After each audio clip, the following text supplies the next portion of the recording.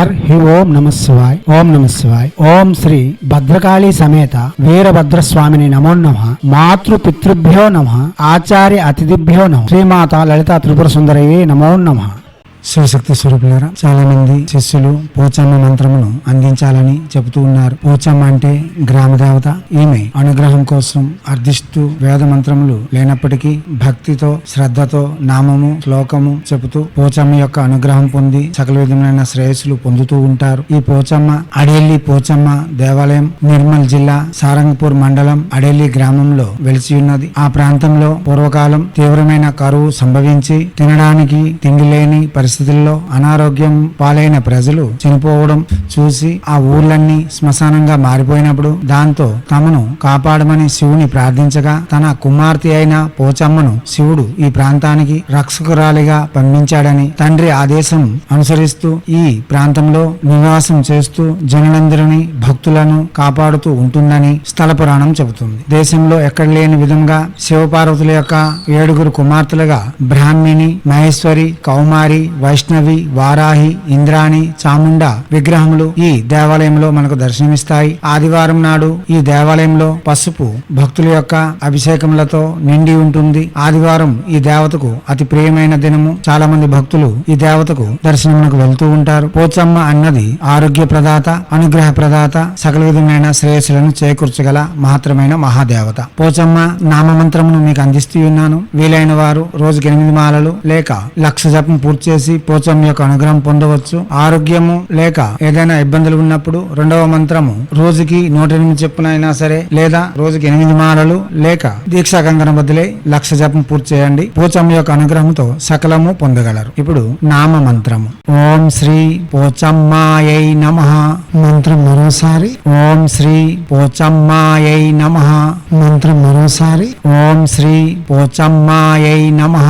ఈ సాధారణ మంత్రం జపించేసుకోవచ్చు లేదా ఆరోగ్యము ఆయుస్సు కోసం 2వ మంత్రం కూడా జపించుకోవచ్చు. ఆరోగ్యమును ఆయుస్సును పెంచే 2వ మంత్రము ఓం సర్వరోగ నివారిణ్యై పోచమ్మాయై నమః. మంత్రం మరోసారి. ఓం సర్వరోగ నివారిణ్యై పోచమ్మాయై నమః. మంత్రం మరోసారి. ఓం సర్వరోగ నివారిణ్యై పోచమ్మాయై నమః. పోచమ్మను ప్రసన్నత చేకూర్చుకునే వాళ్ళు లేక పోచమ్మ యొక్క అనుగ్రహం కోరి శ్లోకముగా చెప్పాలనుకునే వాళ్ళు ఈ శ్లోకమును రోజుకి 108 సార్లు చెప్పి లేక ఆమె యొక్క ప్రాంగణంలో ఈ స్తోత్రం చదివి పోచమ్మ యొక్క అనుగ్రహం పొందగలరు. ఇప్పుడు పోచమ్మ యొక్క ప్రార్థనా శ్లోకము. సర్వవ్యాధి ప్రశమనీం సర్వమృత్యు నివారిణీం పోచమ్మా దేవిమఖిలం నమామి జగదంబికాం. స్తోత్రము మరోసారి. సర్వవ్యాధి ప్రశమనీం సర్వమృత్యు నివారిణీం పోచమ్మా దేవిమఖిలం నమామి జగదంబికాం. స్తోత్రము మరోసారి. సర్వవ్యాధి ప్రశమనీం సర్వమృత్యు నివారిణీం పోచమ్మా దేవిమఖిలం నమామి జగదంబికాం.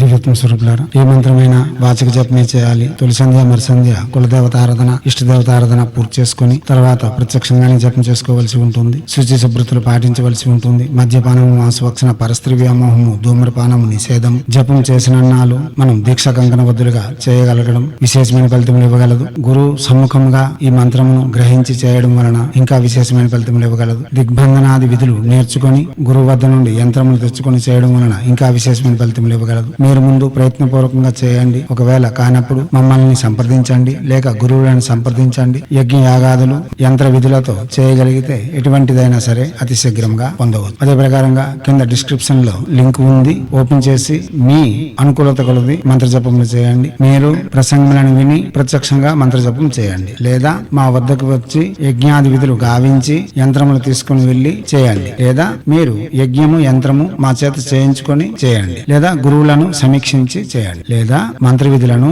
సున్నంగా నేర్చుకొని పట్టికలా అమర్చుకొని ప్రత్యక్షంగానే జపం చేయండి. చేస్తే ఫలితం పొంది ఎనలేని ఆనందములతో ఐశ్వర్యయుక్తమైన భోగయుక్తమైన ఆనందకరమైన సమాజంలో గౌరవప్రదమైన జీవితం గడపాలని హైందవ సనాతన ధర్మ ఋషులు మనకు అందించిన విద్యలు వినియోగించుకొని భారతీయ సంస్కృతి సాంప్రదాయాలు కాపాడుతూ మన ఆచారాలలోను పర్వదినాలలోను దాగి ఉన్న మర్మ రహస్యాలను విజ్ఞానమును ప్రపంచానికి వెలుగెత్తి చాటేందుకు మీ వంతుగా కృషి చేయాలని కోరుతూ ఎప్పుడూ మీ సేవలు రత్నశ్రీ హిందూ సేవా సమాజ్ ఆచార్య భీమ్ సింగ్ రఖ్మర్ అర్ నిఖిలానంద సాగర్ మహారాజ్.